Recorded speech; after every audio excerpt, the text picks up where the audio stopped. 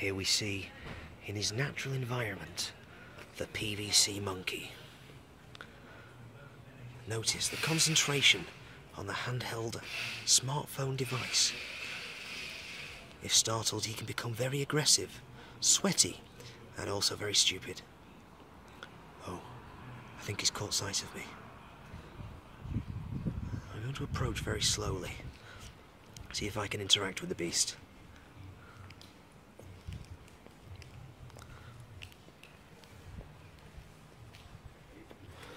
Now, they normally travel in pairs. Now, where we find the larger one, we tend to find a small, attractive man hidden in the crevice. But not today. Ugh!